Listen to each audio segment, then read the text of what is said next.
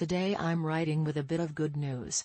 A new treatment for hair loss seems to work miracles, at least for some patients.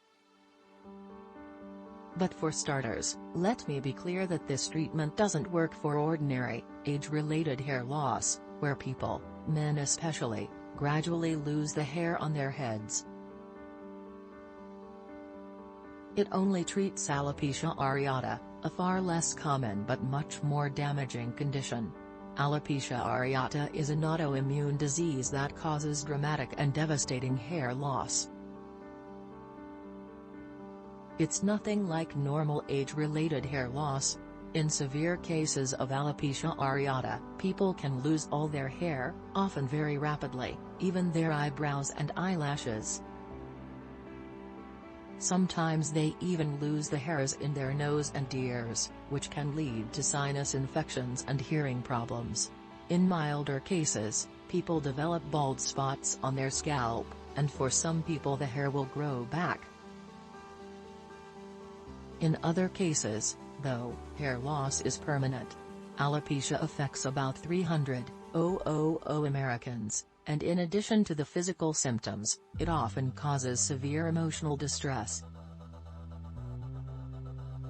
As a doctor explained to the New York Times this week, it robs a person of their identity.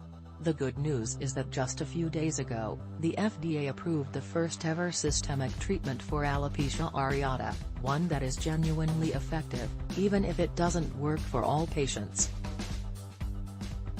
The new drug, called Olumiant, was developed by Eli Lilly and approved 4 years ago for treatment of rheumatoid arthritis. Its use for alopecia is an unexpected benefit. The best way to illustrate the success this new drug is to look at a photo of one of the patients from the clinical trials, which were published on May 5 by an international group of doctors and scientists in the New England Journal of Medicine. Below is one of the patients after 36 weeks of treatment. The NEJM article included photos of 6 patients, all of them just as dramatic as this one. Over the course of 8 or 9 months of treatment, many of the patients had virtually all their hair grow back. How does the new drug work?